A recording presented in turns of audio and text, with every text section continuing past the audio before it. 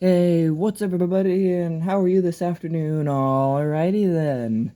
My name is Foxhead, the Dreamy Fox, and we are here today to rank the Kanto Gym Challenges. Now, there are 15 people in this ranking. I tried to include the gym leaders from Gen 1, the one gym leader that they added in Gen 2, when you can actually go and challenge the Kanto gym leaders.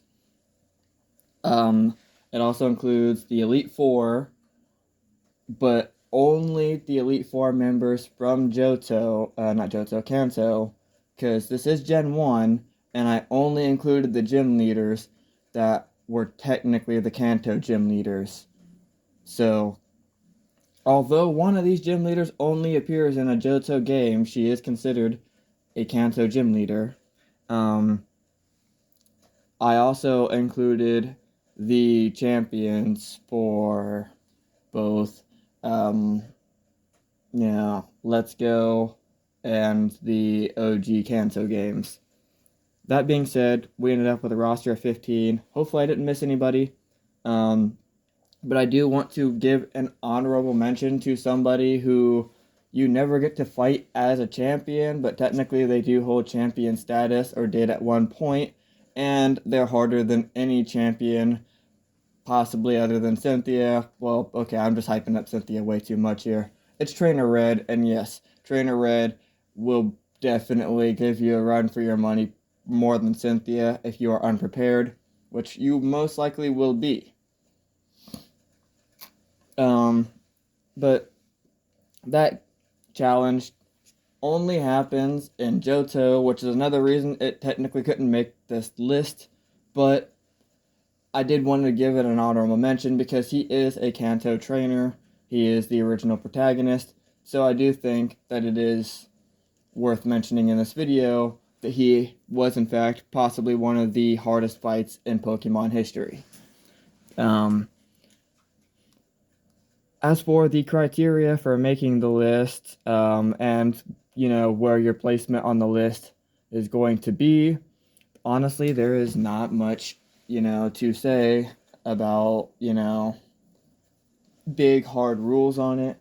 Anything that can place you higher on my list will allow you to place higher on the list on this one. I am not excluding anything. Like, I'm not separating, you know, Game Misty and Anime Misty. Like, I lumped it all together. So that's kind of, it affects the rankings a little bit. Um, there's a couple things that affect rankings that might surprise you because they're not necessarily like things that I guess normal people would like let it affect their rankings, but I'm a little bit different. That being said, we're just gonna jump straight into the list on this one because I spent way too long on the last one, and we're starting to do that on this one. So, number 15, we have Trace. Now, unfortunately, I don't want to put a champion like as the very last, like the bottom tier, but this guy had no personality whatsoever. They honestly should have just brought Blue back. I don't know why they didn't, and they replaced him with Trace. I guess Trace is a little bit, well, I guess I can't even say a little bit more. He's friendly, but that's about it. He's nothing spectacular. He is very plain, run of the mill, and not even all that hard of a champion. So, yeah, unfortunately, Trace is taking 15 on this one. Now, we're going to move into number 14. Now, again, I kind of hated to put somebody so late in the game, like so low on the list, but I want to clarify one thing real quick, just to get this out of the way. Unfortunately, in Pokemon, the way it works is the later in the game you get and the more time you have to build your team, the higher chance of you actually getting over the hurdles that you're presented with. Whereas earlier on, when you don't necessarily have, you know, the fully evolved Pokemon that you want, or, just not the Pokemon you want in general, because you just can't reach it yet, it can actually prove to be a bit difficult. So, yeah, unfortunately, some higher, normally high ranking people would be ranking pretty low on this list. Um, Sorry, I gotta move my camera real quick because I did not expect that to pop back on so quickly. It's only been about 5 minutes. Alright, so now to actually explain who it is, it's Agatha. Now, Agatha is mostly just here because she's one of the two Kanto Elite Four that is not part of the Elite Four in the Johto region, which I'm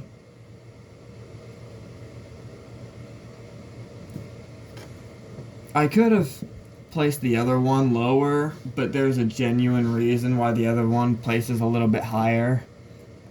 Overall, Agatha's design is kind of plain. I wouldn't say the most plain that we've had. We do have the Sinnoh Elite Four, which I say that, but I actually do love the Sinnoh region. Their Elite Four just have the least amount of drip amongst all the freaking Elite Four. But anyway, getting off topic a little bit, Agatha just didn't bring enough to the table to really rank her higher up on the list. And with the, aforementioned, like, being late game can kind of actually be an obstacle to you. It kind of, Agatha's hard, yeah, she's an Elite Four member, but she's not the hardest fight in the game by any means, and truthfully honest, she's just kind of forgettable. I think that they kind of proved that when, again, she just didn't return to the Pokemon, League in Johto. They replaced her with, somebody else. I'm saying that her replacement was probably Koga, and, Lorelei's was probably Karen, but I might got that backwards because I don't remember exactly the order in which the, Elite Four challenged you. Doesn't matter though. Point is, they both got replaced. Now, you might expect Lorelei to be next, but no, actually. Number 13 is Koga. Now, Koga probably would have ranked a little bit higher. He's an okay gym leader. He doesn't pose that much of a threat. He's a decent challenge if you're unprepared for somebody who could poison you. But, I mean, overall speaking, it should be a pretty straightforward and easy fight. The thing that makes him rank lower is the fact that he ends up becoming one of the Elite Four in the Johto region, but he doesn't really seem to get a whole lot much stronger. Like, it's... This dude kind of needed a demotion. Why did you give him a promotion? And again, I think that just goes to speak about the extent of the capabilities of Agatha and Lorelei if they have to get replaced by Koga. But that's me, just kind of, I guess, nitpicking at Koga a little bit. He's fine. I don't hate Koga. He's just not my favorite of the challenges. He's pretty mid, run of the mill, and there's nothing like special about him that helps me rank him like a little bit higher, like some of these others. Um, so moving back, um, one we have Blaine. Oh wait, no, not Blaine. Bruno. My bad. I got my order mixed up. So the reason the Bruno is above Koga is simply because he's kind of mid in both games. Now, he is still a member of the Elite Four. I'll give him that. But he's, you know, that doesn't make him uh like a breadwinner or whatever. I think that I don't know how to put it. He's so mid. He's just super forgettable. I don't actually have much more to say. Like I'm sitting here desperately trying to like think of something more to justify him being here, but honestly there's not. He's just plain. You know, he's bread without butter. He's not even toast. That's all. I'm just gonna move on to the very obvious Lorelai. Now Lorelai manages to place higher than her other Elite Four counterparts for one reason in particular. She is the first Elite Four member that you ever meet. I know that's a weird reason to rank her so high, but that is kind of an accomplishment. Like, a lot of people don't think about it, but Lorelai is your first view into, oh crap, these guys are this is the gauntlet you gotta run. If I remember correctly, I'm pretty sure. Now I'm gonna go fact check myself because if she's not the first one, then I ranked her considerably high for nothing.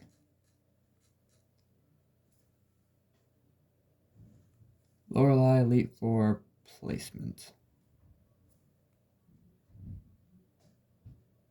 Yeah, okay. I knew. I thought I knew. Okay. So, yeah.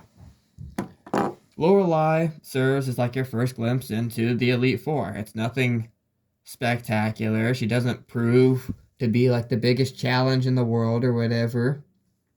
But she is your first Elite Four in terms of like if you decided to start from Kanto and go on. And that in itself is, kind of worth ranking her this high. I also just kind of like her design more than I like Bruno's or Agatha's. So, yeah.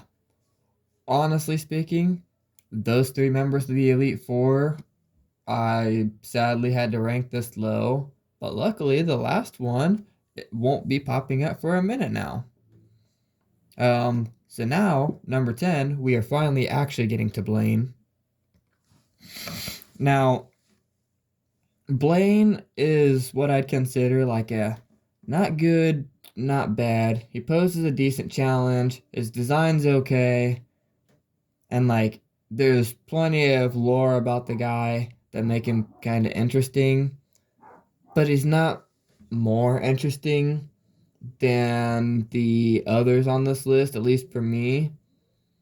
And so Blaine hits at 10 with the kind of run of the mill. Nah, I'm not good. I'm not bad. I'm just there. Um, Moving into number 9 on the list, we've got Lieutenant Surge. Now, Lieutenant Surge is one of my favorite of the Pokemon theories out there. He led to the theory that like that's why there's no dads because there was this big war thing, and Lieutenant Surge is pretty much the only thing holding this theory strong. But go Lieutenant Surge. Also, it provides a pretty decent gym challenge. He kind of goes with the military theme, which I do kind of enjoy that. And I don't know. Overall, Lieutenant Surge is just pretty okay. We're gonna be moving into number 8 now, which is Janine.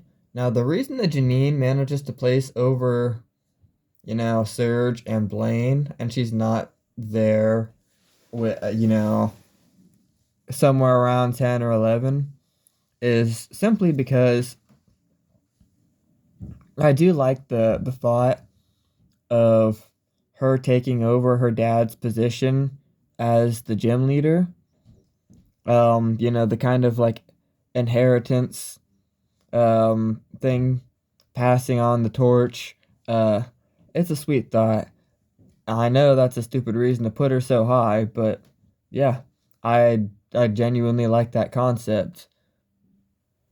Also, she can provide a decent challenge, although not a great one. Maybe if she was actually like in a Kanto game and you could fight her like early on, it'd be one thing, but the fact that you have to beat the Johto gyms and I believe the Elite Four before even challenging the Kanto gyms, you've probably got a team that's pretty stacked by now. You can probably mow right through Janine, but hey, if you couldn't, I'm not, I'm not knocking you for it. Everybody plays Pokemon differently, and I actually just usually I try to build my team pretty competitively.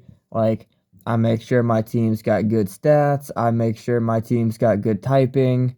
I make sure, like, I don't take any, like, pre-evolved Pokemon on my team or anything like that. Like, I usually keep a pretty stacked team, but I decided to random build on Pokemon Scarlet. I just picked Pokemon that I liked, and boy, did I pay for it, because once I actually started doing the math on it, my team gets devastated by fighting types. Absolutely demolished.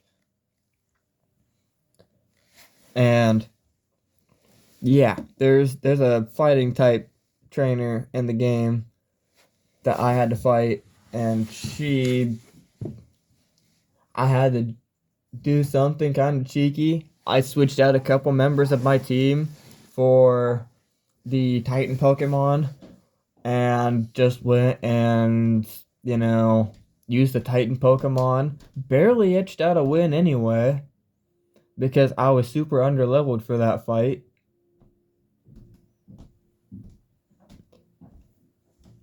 Yeah, I should probably get back to my ranking list. Sorry about the sidetrack there. I do that from time to time. So we're going to be moving on to number 7, which is none other than the big man himself, Giovanni. Now, you might have expected Giovanni to rank a little bit higher, and honestly, I would have put him as number 6, but I decided to not do that only because of one thing that this other person has, and it's a stupid thing, to be honest, but hey. For some reason, I thought it was more than Giovanni had. So, first of all, Giovanni being a Twist gym leader is kind of actually cool. It's the first and only time that it's ever happened in the Pokemon series where, like, the main bad guy also happens to be your last, like, gym leader opponent.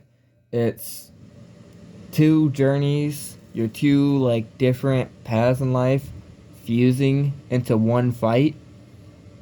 Kind of cool. And it's not the most challenging fight in the world, but again, and kind of like a lot of these fights where it's kind of subject, if you are not prepared, if your team is not properly built, you could end up looking at the bad side of Giovanni's wrath. Also, this dude, had part and freaking Team Rainbow Rocket, which, like, You can't you can't tell me that this dude did not earn a higher spot. I actually, the more I think about it, I robbed this man of a higher spot on my list, but it's too late to back down now. We're gonna move on to number 6, which is probably where I would have put him, if not for the fact Erica gave us Ashley Ketchum.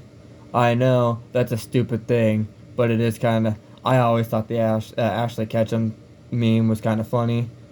Well, the couple memes I've seen of it, and the actual scene of it was kind of funny, especially when I got into the meta of it. Ash Ketchum is voiced by a female, and she's doing a male's voice, and then she has to try to do a bad impression of a female's voice when she's a woman. I thought that that was so ironic and, you know, funny that it was just, I had to put Erica up on this spot simply because we would not have gotten that moment if not for Erica. That aside though, Erica's not a hard gym challenge by far. Um, she's a good example of why, like, the you chose a grass type, you must be new meme exists. Like, honestly speaking, Erica might have not even made it, like, above Surge if not for the Ashley Ketchum thing. We're gonna move on to number 5 though, which is Lance. Now, you might have expected Lance to be a little bit higher, but I do have genuine reasons for having the other 4 higher than him. The reason that Lance ranked higher than his Elite Four counterparts is he's running dragon types. Now, yeah, he doesn't have a whole lot of variety in those dragon types, but this is Gen 1. They didn't have a whole lot of variety in dragon types. It's not like it is now where, like, there's, countless dragon types to choose from. He was so limited. He didn't have the options to, like, pick and choose. And this dude proved what a threat he was by coming back as the champion in Johto.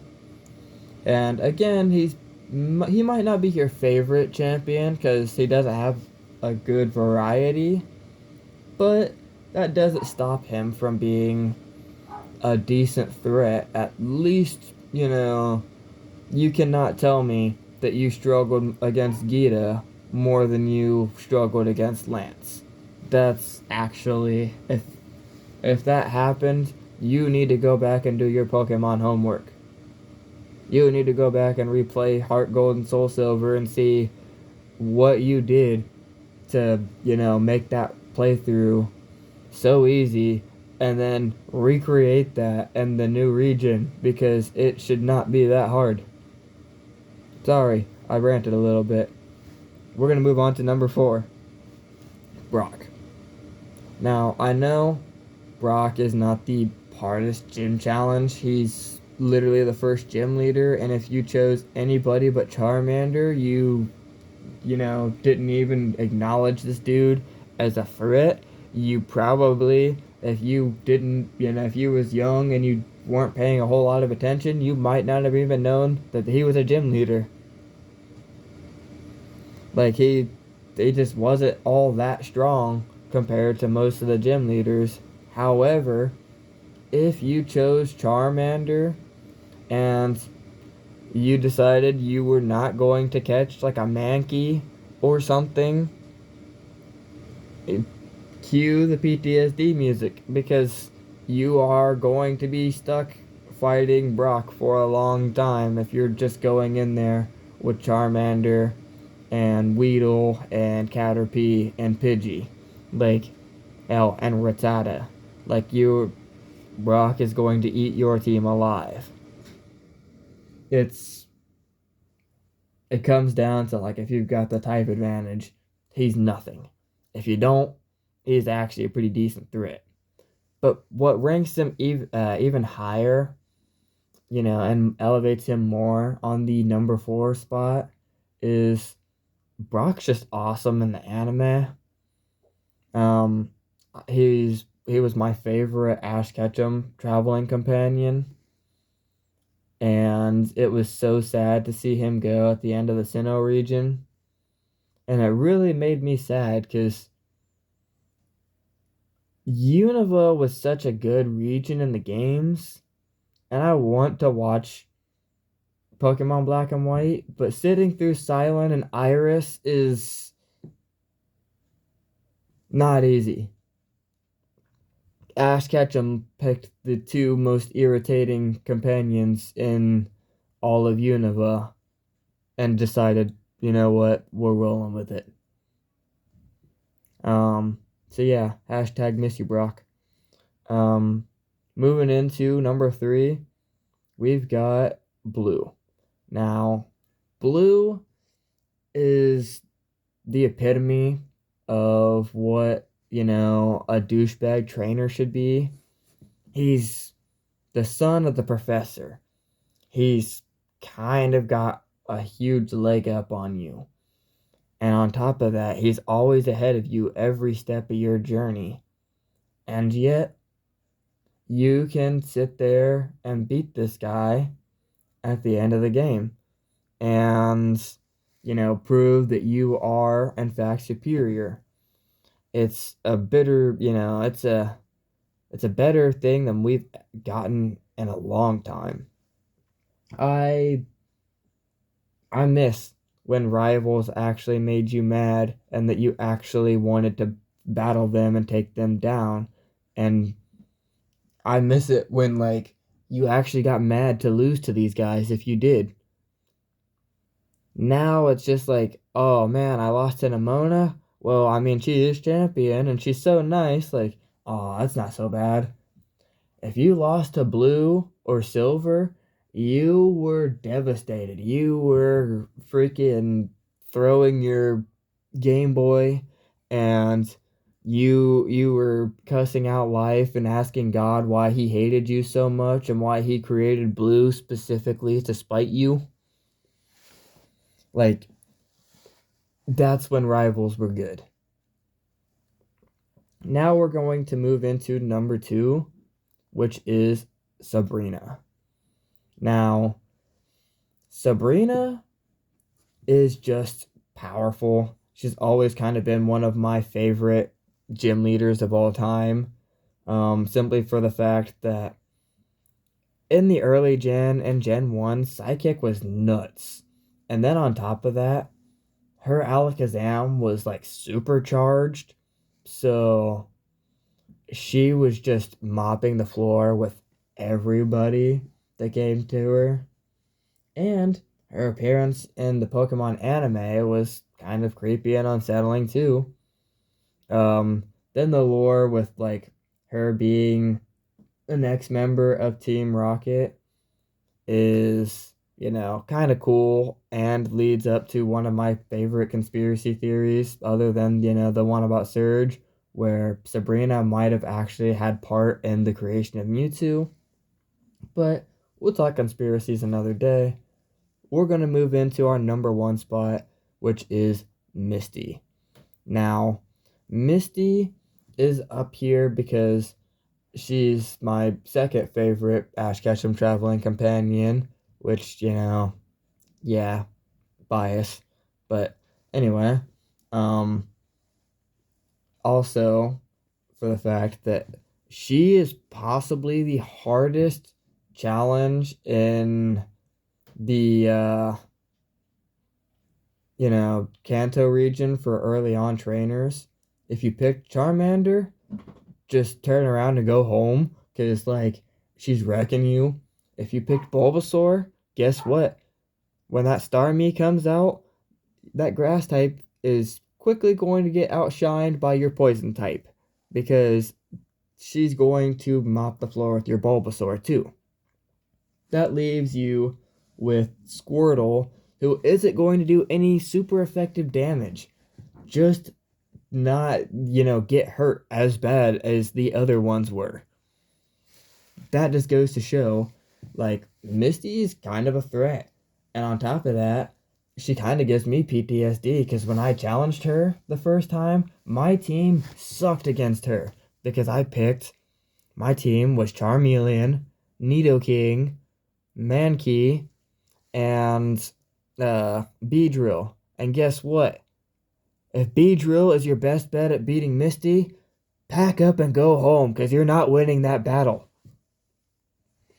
Now, I hate to cut this short because I could keep ranting about how much Misty deserves to be ranked as the top 10 hardest, but I have to sadly end this video here. Can't make this video much longer or I won't be able to post it to YouTube.